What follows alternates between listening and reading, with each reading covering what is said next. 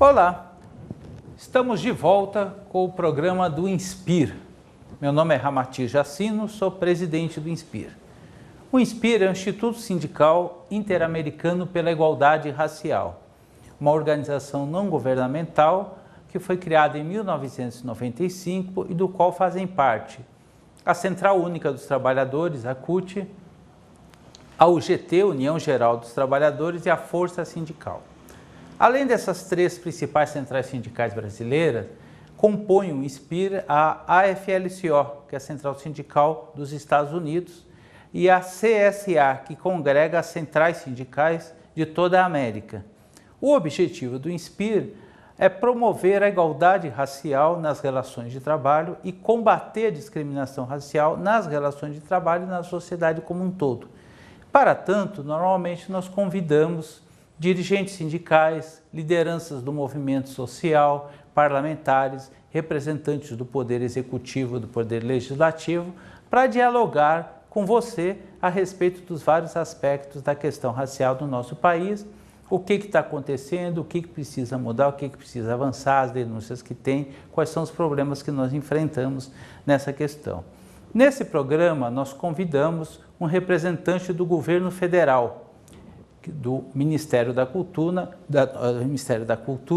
que é o Nuno Coelho. O Nuno é chefe da representação regional da Fundação Palmares, que é ligado ao Ministério da Cultura e que desenvolve uma série de atividades no que diz respeito à questão racial, em especial sob o ponto de vista da cultura.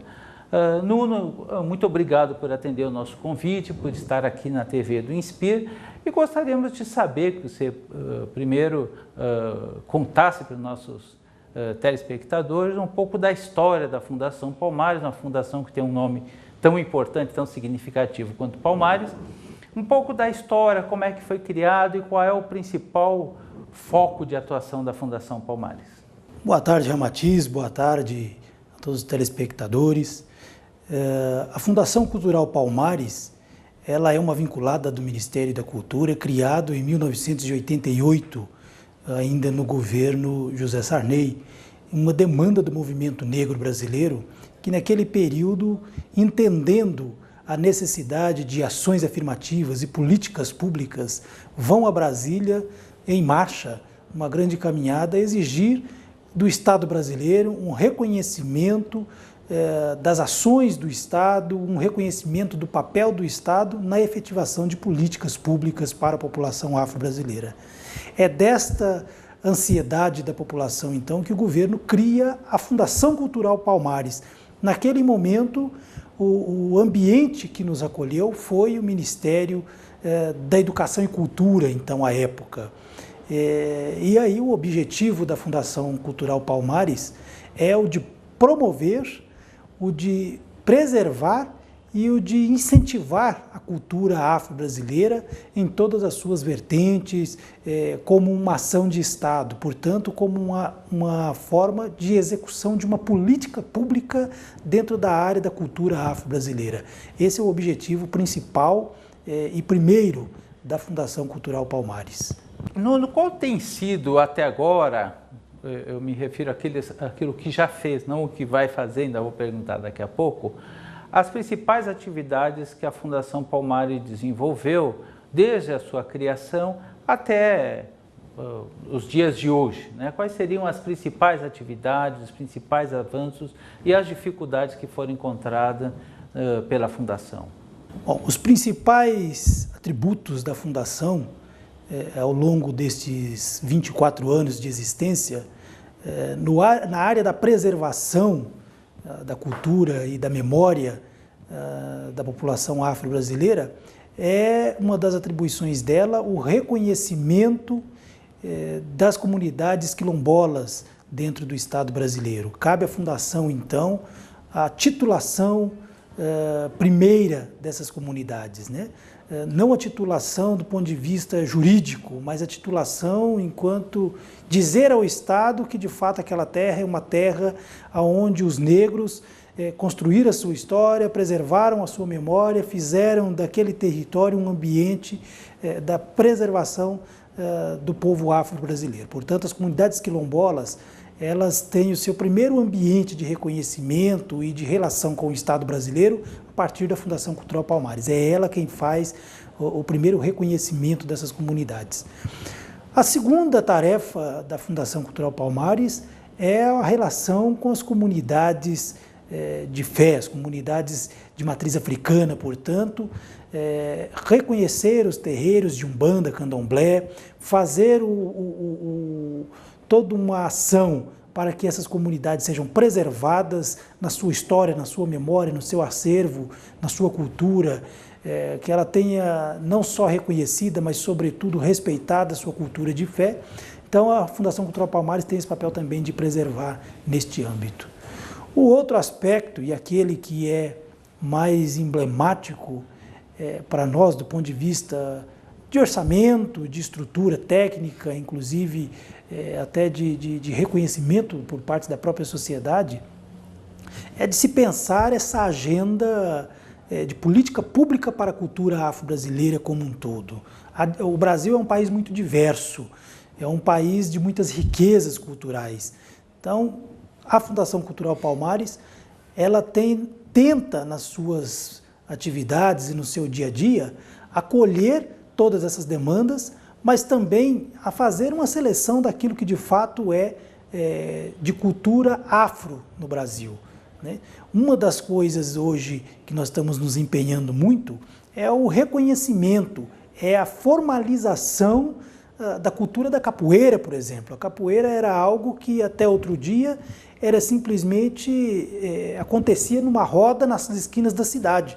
Hoje nós estamos percebendo, e há uma demanda do próprio movimento da capoeira, de que ela seja muito mais do que só uma cultura, ela seja uma expressão de erradicação da miséria e da pobreza quando você transforma ela em algo profissional. Então, capacitação, cursos, fomentar essa preservação da capoeira é necessário, mas perceber que ela também é um instrumento de trabalho é necessário. Então, tem também a Fundação Cultural Palmares essa atribuição de pensar políticas públicas, leis, criar aquilo que ontem era desconhecido da população, torná-lo conhecido. Aquilo que antes não tinha nenhuma ingerência profissional, torná-la profissional. Aquilo que não tinha nenhuma regulamentação por parte do Estado, eram apenas grupos que se reuniam e faziam da sua expressão um ambiente cultural. O Estado hoje, através da Fundação Cultural Palmares, tem o papel de preservar essa cultura através de leis, através de projetos, através de pesquisas, de dados científicos, né? Então, a função da Fundação também é muito essa, criar um ambiente, transformar uma política pública numa ação afirmativa. Uma das características do governo do qual você faz parte, isso desde 2003, quando o Lula se elegeu presidente da República, é uma relação extremamente democrática com os movimentos sociais, com o movimento organizado. O Estado no Brasil se abriu à participação da população, dialogando. Nós temos aí uma infinidade de conferências que aconteceram nos mais diversos temas, tem os conselhos que participam, etc. A Fundação Cultural Palmares, eu tenho uma compreensão que o papel dela é único e especial ao trabalhar esses aspectos que você bem colocou, da questão da cultura, do resgate da cultura da população afrodescendente. Como é que é a relação da Fundação, enquanto instituição, com o movimento social organizado? Como é que é feito esse diálogo? Inclusive aí até para os nossos telespectadores que por participando de algum tipo de entidade, gostariam de ter uma relação um pouco mais aproximada com a Fundação, contribuindo no diálogo, contribuindo na elaboração de políticas públicas. Como a Fundação se abre, quais são os mecanismos que a Fundação tem para esse diálogo com a sociedade? Ramatiz, a Fundação Cultural Palmares, ela tem um conselho gestor, que é formado por... ele é bilateral, ele tem tanto membros do governo federal, dos vários ministérios, etc., que representam e que dialogam com essa temática da cultura afro-brasileira, e também da sociedade civil, alguns membros de várias organizações, organismos do movimento social, participam deste conselho, o Conselho Curador da Fundação Cultural Palmares.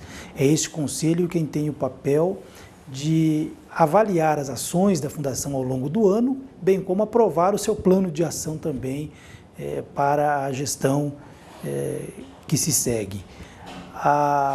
Por outro lado, um espaço muito democrático e participativo também dos movimentos sociais, levando em conta isso que você trouxe, né, do governo popular e participativo que nós temos tido aí ao longo desses 10, 11 anos de governo do Partido dos Trabalhadores, que tem sido uma marca, realmente esses diálogos abertos com a sociedade. Então, a Fundação promove e tem promovido ao longo desses anos vários seminários, vários debates, conferências, ainda nesse período agora de janeiro até março, quando nós temos uma série de agendas muito voltadas a essa questão. No 21 de janeiro passado, nós celebramos o Dia Nacional de Combate à Intolerância Religiosa. Foi uma ação, uma promoção da Fundação Cultural Palmares com vários órgãos do Estado de São Paulo e da Prefeitura Municipal, mas quem deu o tom foi a sociedade civil organizada, foram os vários segmentos do movimento negro, do movimento religioso, quem realizou aquelas atividades que nós fizemos no 21 de janeiro, bem como o 21 de março, que virá logo em seguida, que é o Dia Internacional contra a Discriminação Racial. Então, a população, ela nos propõe o que é que ela quer, o que é que ela quer discutir naquele momento, qual é a vertente que tem que se seguir naquele momento. Agora nós estamos completando 10 anos da aprovação, da promulgação da Lei 10.639. O Estatuto da Igualdade Racial, ele inclui um dos instrumentos legais que, inclusive, trata da questão da capoeira nos currículos escolares. E voltando um pouco na questão da cultura que você colocou, nós temos percebido de alguns governos estaduais e municipais, particularmente aqui o governo de São Paulo, uma resistência na aplicação dessas leis, em especial na parte da educação, Está sendo organizado pela sociedade civil, você certamente tem conhecimento disso, uma conferência estadual para discutir a lei os 10 anos da Lei 10.639. Como é que a Fundação, embora não seja especificamente a área da Fundação, mas de alguma forma se envolve, como é que a Fundação tem visto e como avalia essas resistências que têm acontecido em alguns governos estaduais e municipais para a aplicação dessa legislação que promove a igualdade racial no nosso país, nos vários aspectos, em especial na educação? A Lei 10.639, que aborda a questão da cultura afro-brasileira e a história do continente africano, né, da África, a história da África enquanto construtora do mundo, enquanto detentora da história da humanidade e da nossa... Ela fez todo um impacto na história do mundo a partir daquilo que ela ofereceu no criar várias coisas da matemática, da ciência, da própria educação, né? A cultura africana, ela interfere hoje na vida da sociedade em vários aspectos, né? A partir do momento que você vai para a mesa da sua casa e come ali uma feijoada, tem elementos da cultura africana. Você vai para uma roda de samba, tem elementos da cultura africana. Se você vai para uma roda de umbanda, candomblé, tem ali elementos da cultura africana. Portanto, a lei ela tem um pouco esse papel de trazer para dentro da sala de aula a verdadeira história da construção da humanidade, né? E, sobretudo, do povo brasileiro, que teve uma forte influência da cultura africana e da história do povo africano na construção do Brasil. Nós não podemos negar isso. Um outro fato importante que você traz, ao longo desses 10 anos, eu não digo a dificuldade de se implantar essa lei, porque ela é uma lei, ela tem que ser executada, lei não se discute, lei se cumpre. Portanto, a lei ela tem que ser cumprida. E está sendo cumprida por vários vários municípios, vários estados, de forma talvez tímida, outras mais avançada, mas o que pega um pouco a questão da lei é que a lei chegou, mas os professores, os acadêmicos, os intelectuais da educação, na sua maioria não se apropriou do conteúdo dessa lei, né? E a lei, ela não tem assim uma matéria específica para se aplicar na sala de aula. Ela é uma lei que transversaliza a sala de aula, ou seja, ela vai de encontro à realidade de todas as matérias que são dadas pelos professores em sala de aula. O que precisa é adaptar o discurso, adaptar a sua aula, adaptar... Né? Um exemplo muito concreto, aqui na cidade de São Paulo, por exemplo, nós temos o Museu Afro-Brasil. Então, quando você for contar a história do negro em São Paulo, ou a história dos africanos que vieram para o Brasil, etc., em vez de você ficar na sala de aula lendo uma história que está no livro, ou o professor imaginando, ou passando, que na maioria das vezes é o que acontece, passando para os alunos o que contaram para ele, às vezes de forma distorcida, por que não pegar todos esses alunos e fazer uma visita ao Museu Afro-Brasil? Por que não pegar os alunos e fazer uma visita ao Centro Histórico de São Paulo, que é o centro velho da cidade de São Paulo, que tem vários elementos e várias pistas daquilo que foi a população negra na escravidão, na construção, na influência cultural, artística, literária, política da vida da cidade, né? Então, a lei 10.639, ela precisa ser percebida e vista não como uma matéria a ser dada no currículo escolar, ela tem que ser percebida como uma temática transversal a todas as matérias que compõem o conjunto da educação dos nossos jovens adolescentes, para que eles tenham um conhecimento da história e, sobretudo, uma vivência prática daquilo que foi a história real, né? Porque os livros, na sua maioria, contam a história em real, né? A história que alguém disse, né? E quando você vai para o encontro da sociedade, quando você vai para a dinâmica da cidade, você começa a perceber vários elementos que compuseram essa história da cultura afro-brasileira, da escravidão no Brasil, das pessoas que contribuíram. Outro dia eu estava aqui dando uma palestra aqui e me fizeram esse mesmo questionamento que você fez. Eu falei muito simples àquele grupo de educadores que estavam presentes. Pega os seus alunos e vai visitar aqui o Cemitério da Consolação. Nós temos ali enterrados e com bustos, fotos, imagens de vários abolicionistas da cidade de São Paulo. Vários literários que a gente ouve falar, mas não conhece a história. Vai ali, conta quem é aquele homem que está ali. Porque você olha no livro didático, é uma coisa. Parece que está muito distante da nossa realidade, está muito longe da nossa história cotidiana.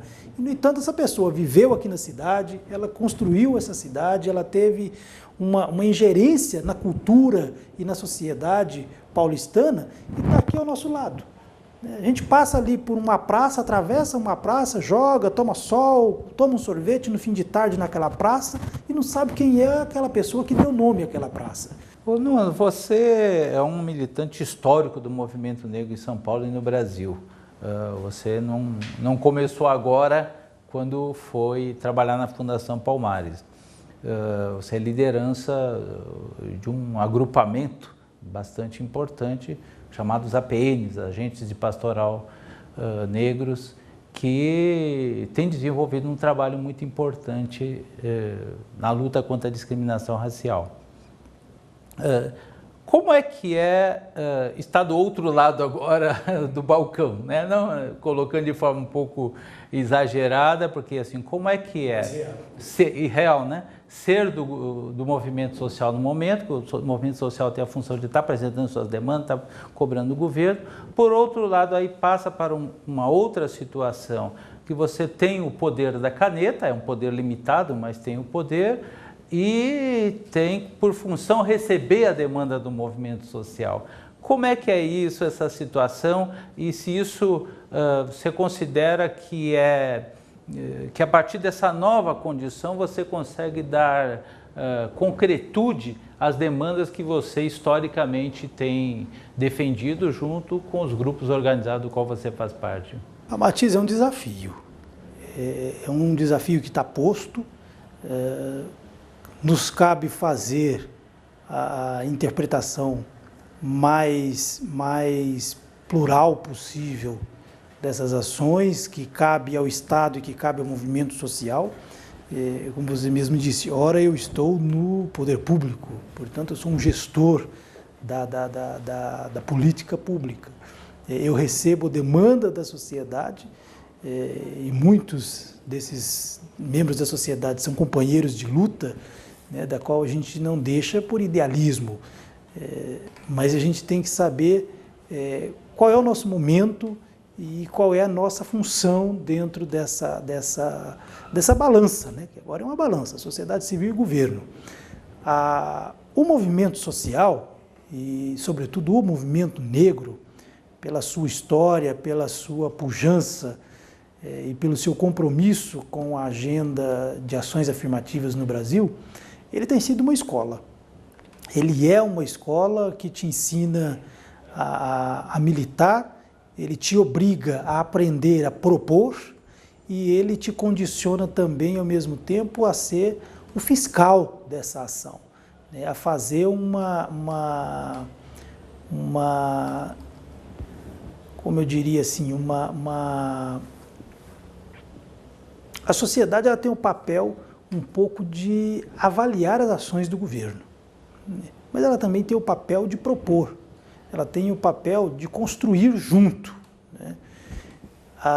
Do lado de cá hoje, estando hoje na ação governamental, eu tenho tido uma postura de ouvir todas as demandas, acolher todas as demandas e dialogar com o Estado, dialogar com o meu governo, dialogar com a minha direção enquanto Fundação Cultural Palmares, por exemplo, de um olhar diferente de um técnico simplesmente. O técnico ele vai dizer isso pode, isso não pode, isso deve, isso não deve.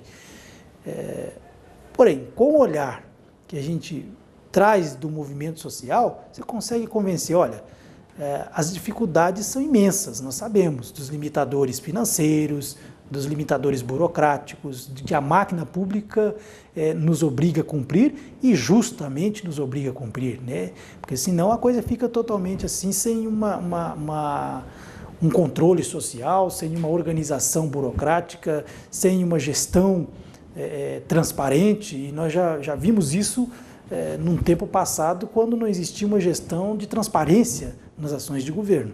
A presidenta Dilma tem hoje mostrado uma outra maneira de administrar isso, já vem inaugurado no governo Lula, quando se cria o Sincov, que é um sistema muito burocrático de apresentação de políticas e de propostas e de projetos.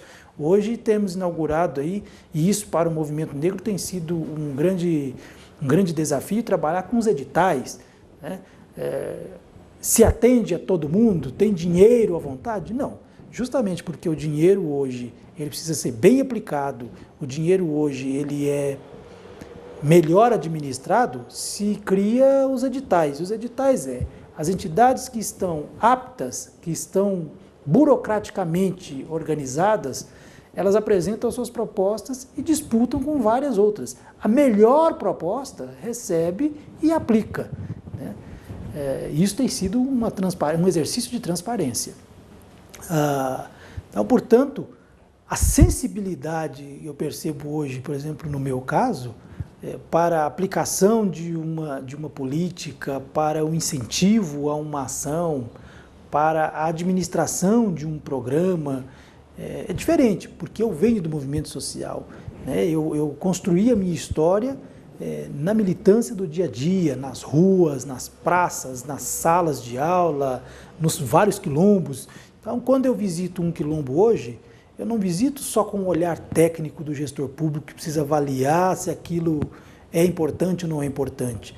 Eu fui lá e vivenciei com aquele povo quilombola as angústias das comunidades quilombolas. Quando eu vou hoje a um terreiro de umbanda, de candomblé, eu sei quais são as angústias daquela comunidade, seja do ponto de vista estrutural, do ponto de vista físico, do ponto de vista moral e, sobretudo, do ponto de vista de respeitabilidade da sua pertença religiosa. Então, isso muda, isso tem um outro olhar, uma outra dinâmica de lidar com essa temática que nos é tão cara, que é a sensibilidade. Muito bem. Nós queremos agradecer a presença aqui do companheiro Nuno, né, que representante da Fundação Palmares aqui em São Paulo, que nos esclareceu uma série de coisas muito importantes, além de ser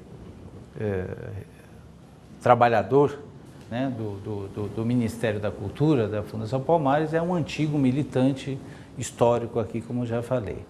Nós agradecemos a sua presença, a sua contribuição e com certeza estaremos aí desenvolvendo uma série de parcerias, movimento sindical, o próprio INSPIR, junto ao Ministério, junto aos governos que queiram desenvolver parcerias para que a gente consiga contribuir com a promoção da igualdade racial no nosso país. Muito obrigado pela presença, espero que continuemos aí nessa luta juntos até a transformação desse país num país realmente justo. Muito bem, chegamos ao final de mais um programa do INSPIR, agradecemos a sua audiência, agradecemos o seu interesse de estar acompanhando os debates que a gente tem desenvolvido, né? Já estamos no segundo mês, fechando o segundo mês do programa do INSPIR, e queremos o seu contato, a sua contribuição, a sua colaboração, a sua crítica e o seu debate. Então, para isso, nós pedimos que você entre em contato com o INSPIR através do e-mail inspir@terra.com.br ou no nosso site www.inspir.org.br.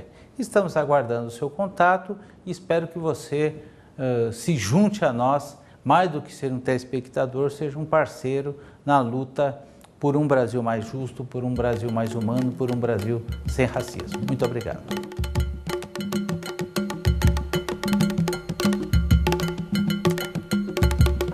Jambacacumbi querema, Turiauê.